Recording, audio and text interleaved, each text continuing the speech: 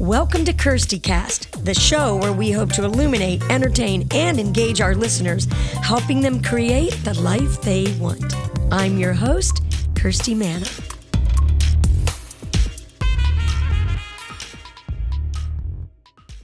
Welcome to KIRSTIcast. I'm your host, Kirsty Manna. Thanks so much for being with us today. Well, today my guest in the Shiro Spotlight is somebody who is a social media expert.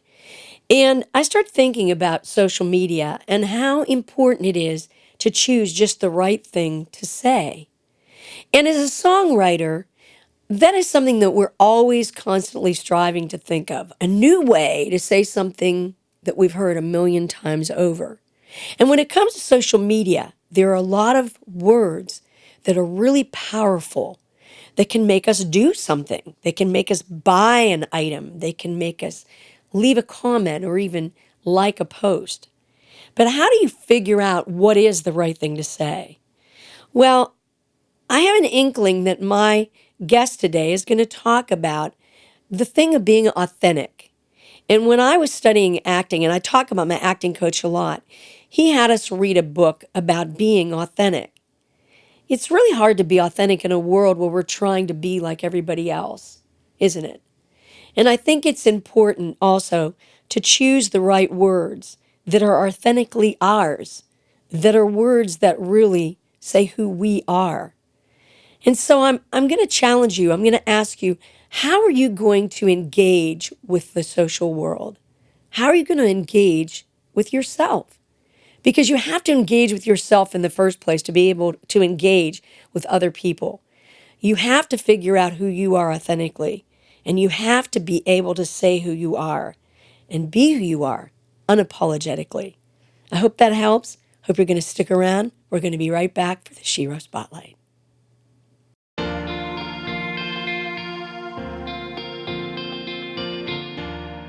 Stay tuned for the Shiro Spotlight. Welcome back to KIRSTIcast, and I'm really excited to have this guest today in my Shiro Spotlight. I have known her for a few years, and let me tell you a little bit about her. She is a Nashville-based marketing coordinator for Missing Piece Group, and prior to Missing Piece, she worked with a variety of artists and social media campaigns and found a passion for helping to share music with potential fans as well, and I want to talk to her about this, as finding a TikTok addiction. In her free time, she researches Taylor Swift, get ready for this, conspiracy theories, reads, that's good, and I'm sure she's reading about Taylor Swift, and spoils her dog Gemma, who is adorable. Please welcome to the Shiro Spotlight, Jessica Corver. Hi, Jessica. Hi. I'm so glad you're here. I'm so happy to be here. It's been a while. Yeah, definitely. I guess it's only been since June since I've seen you. Yeah, I believe so. That's not that long ago. But you were there with your parents, and that's nice. We saw you at the Tori Martin CMA Fest show, and that was how we met. We met when you were working for us at Lucky Sky Music with Tori Martin, and now you've gone on to Missing Piece Group. How do you like working there? What are you doing for Missing Piece Group? Yeah, so that's been a great experience so far. I am a marketing coordinator, so I help out with all of our marketing projects through helping come up with social media content, designing graphics, reaching out to brands, reaching out to influencers, and really just about any other wild idea that the artist comes up with. Oh, good. So you're really working closely with the artists and you're kind of talking to them about what they really want to do, what they feel like they need. Yeah, definitely. It's a lot of convincing as well on my end. But what do you mean by that? So, TikTok is a thing that exists that not a lot of artists want to do. So it's kind of speaking to them and making them realize this isn't just a dancing platform. You can do other things. You can find a niche.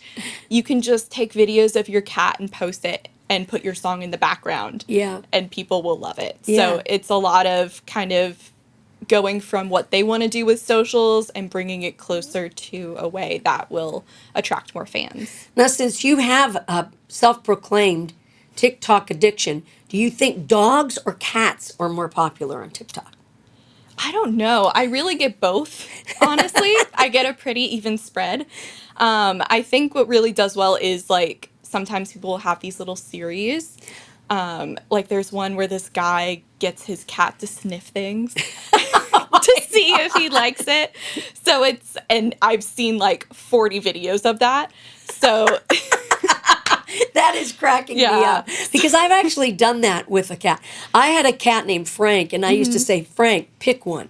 Yeah. And he'd look at it and he'd, tap on something. I don't know why. Yeah. I literally wasn't even egging him on or, trying to get him to touch whatever I was getting him to tap. It was really funny. Yeah, this cat has the most dramatic reactions. It'll be like, here's a cracker, and it'll like pretend like it's gagging. You have got to send me that. Oh, for sure. I want to see that. Absolutely delightful. That's hilarious. Okay, we'll go back to that. Let's talk about something more serious for just like 3 seconds. No, I'm kidding. So tell me, because I really never knew this about you, what really attracted you to start working with artists on social media? What really got you into that? So really, I got into marketing in general in college as I started taking more marketing classes for my minor. And I really just found social media is such a great way to connect people, especially over the pandemic. I feel like it's become even more important to really just bring all different types of people.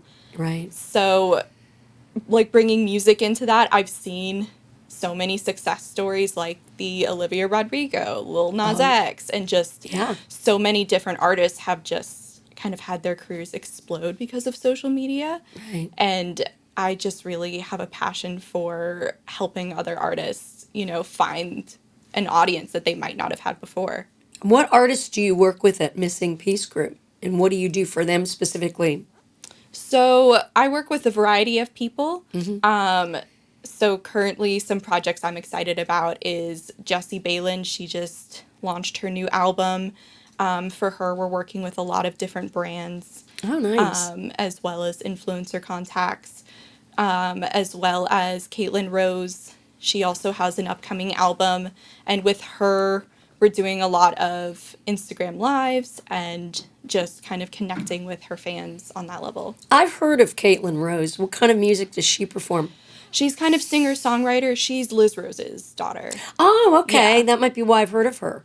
So she's got some great songwriting genes going there. Yeah, definitely. And her music is also definitely stands on its own. Oh, that's cool. I'll have to check her out. Yeah. So what do you think are some mistakes that you see artists make on social media in regards to, getting more followers? Let me ask you this.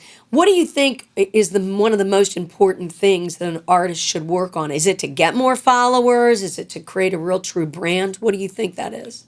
I think just being authentic to themselves is probably the most important thing, which I think kind of goes into that brand. But if people like who you are as a person, they're going to want to support you no matter what you do.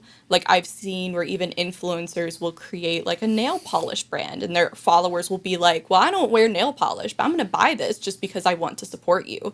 So really just bringing that type of community together, I feel like really is the most important thing, because that's how you get those higher level fans that are there for you, that will go to your shows, that will follow you on all of your platforms and tell their friends about you.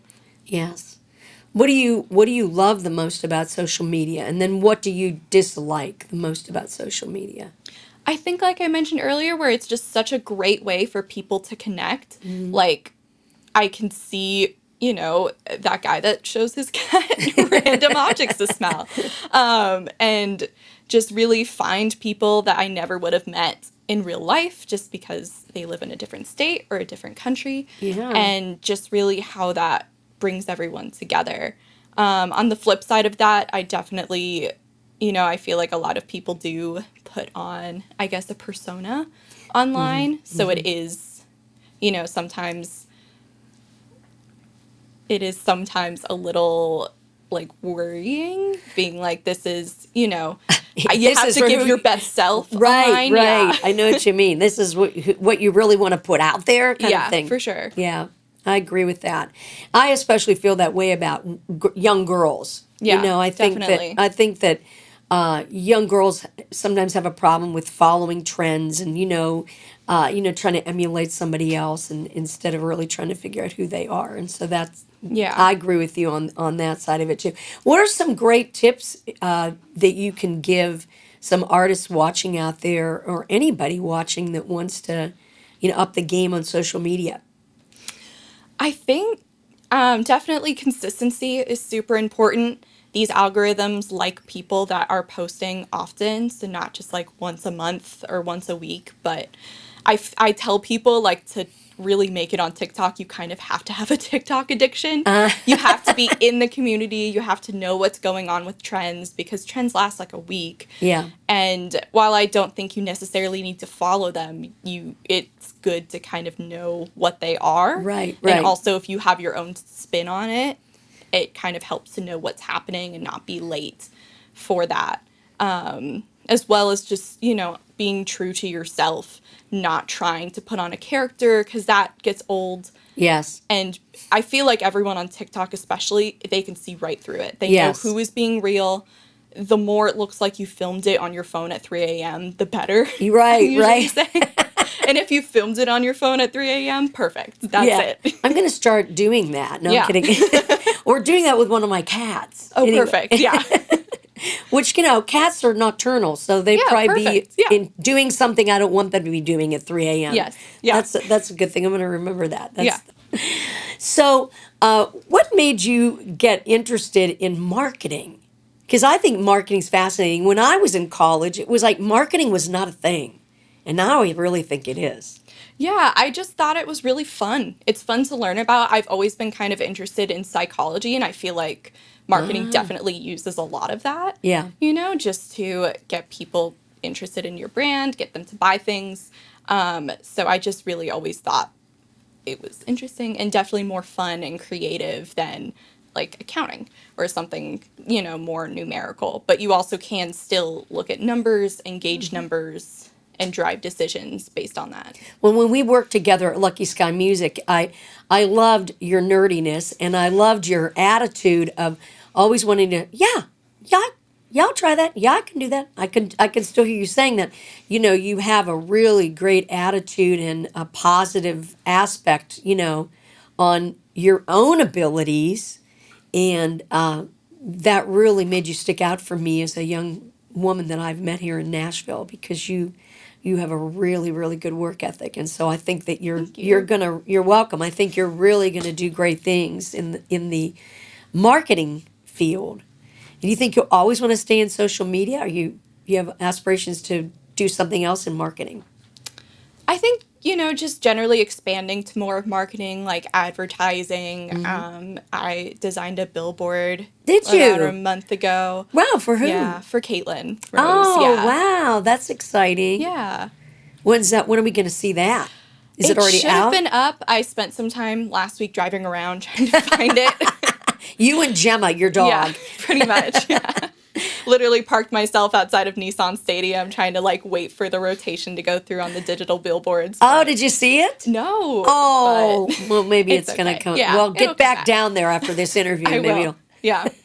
That's really exciting.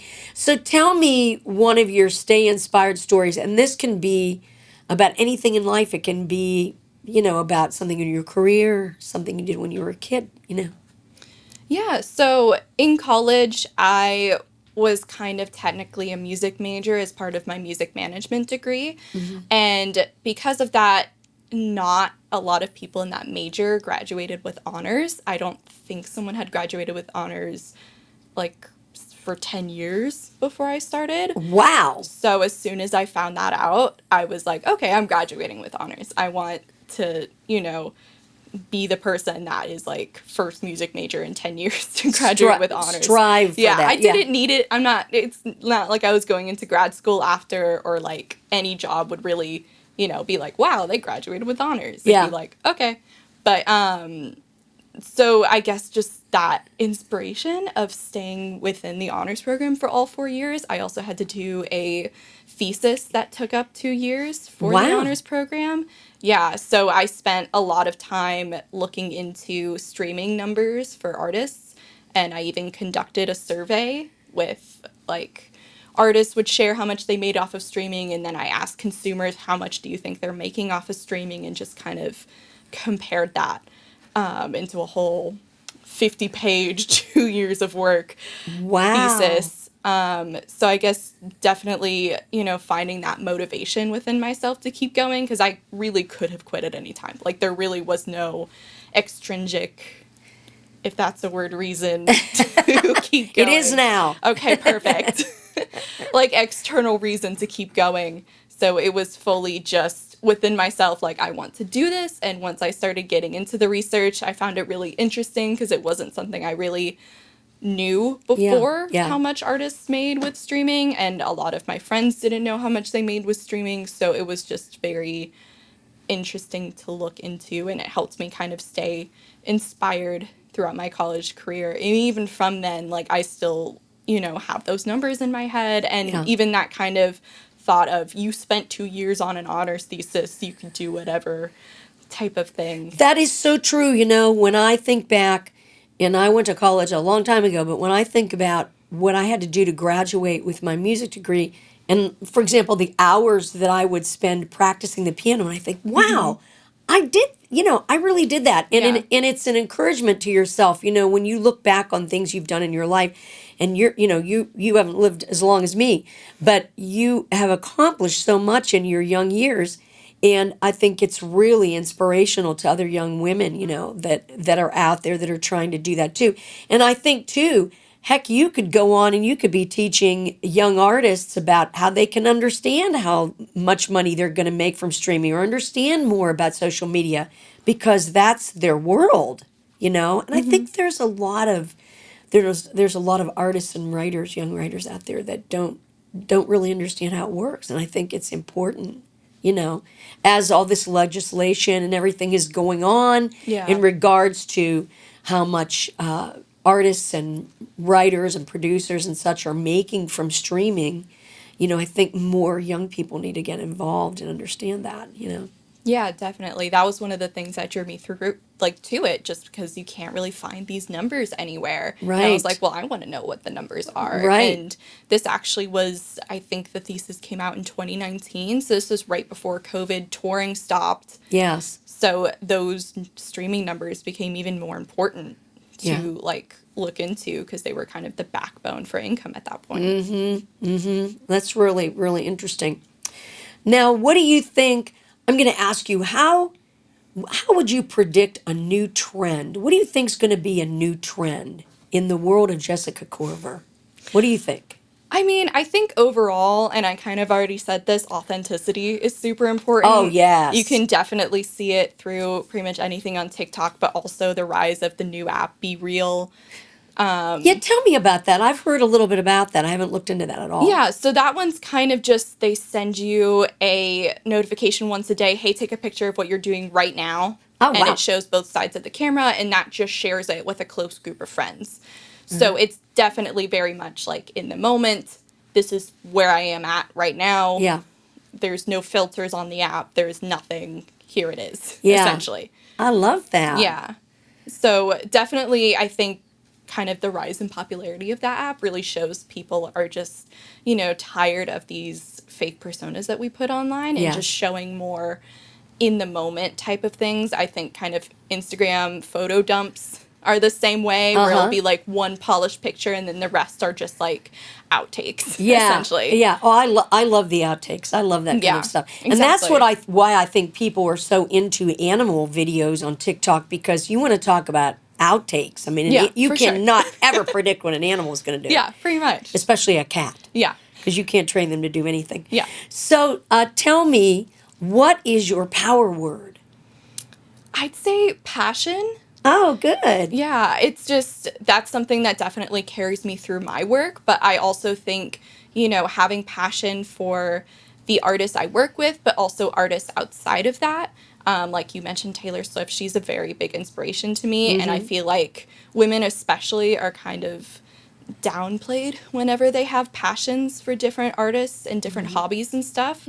So I feel like kind of being like, hey, I'm a fan of this, and that's who I am, and I'm not going to feel guilty about it. Right. And I have fun doing this and it's not cringy and it's just a good time. Yeah. So I definitely think passion for me is like a main driving word. That's really good. I love your reasons for that too. That's really interesting how you answered that. But you are such a thinker.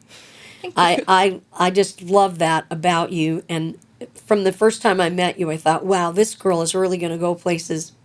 So I'm so glad you got to be with us today. Before I let you go, what is something today that you're really grateful for? I'd say today I'm really grateful for my family. They definitely helped me get where I'm at, literally, and also just they've always been super supportive. Um, a kid going into music, that Yeah. my parents are both in business, so it doesn't compute for them. What But are they were you, always, crazy? yeah. But they were always very supportive anyways. Like they helped me move into my place in Nashville. They always come visit. And yeah, so I'm very grateful for them. That's so nice. And I met them, and they're very nice people. Well, your mom's nicer than your dad. No, I'm just kidding. I'm just kidding. Well, I'm really happy that you've been here with us today, Jessica, and I love talking with you, and we'll have to have you back, and we can talk about something else more in depth in the social media marketing world. Good luck with everything. This has been my wonderful Shiro Spotlight interview with Jessica Corver. We're going to be right back, so don't go anywhere. You're my hero, more than a hero, and I look up to you every single day. Every day, my celebration, my inspiration is to be like you, but in my own way. You're my hero, more than a hero. I've spent years of self-discovery learning how to live a successful creative life. That's why I created my course, Spark Your Creativity, the Steps to a Successful Creative Journey, to help others discover their own potential. Your creative journey never ends. So why not invest in yourself and sign up for my course today at kirsty.com. See you on the journey. I want to thank you so much for joining us today on KIRSTIcast, and a special thank you to my guest in the Shiro Spotlight, Jessica Corver. It was so great to see you here, Jessica. I hope you're going to like, listen, and download this episode and share it with everyone. And if you know anybody who would like to be a guest, or if you would like to be a guest on KIRSTIcast, please email me at info@songwritergirl.com. I'm so excited to be shooting here again on Music Row, and thanks to Funhouse Studios for hosting us. Thanks to Lance Goodman, my camera person and videographer, director extraordinaire, and also to my husband, Bill Warner. I can't believe he finally showed up to run sound. Also to the wonderful Wynn Adams, who is production assisting today. Hope I'm going to see you next time on KIRSTIcast. You never know what's going to happen around here. And whatever you do, stay inspired. You've been listening to KIRSTIcast.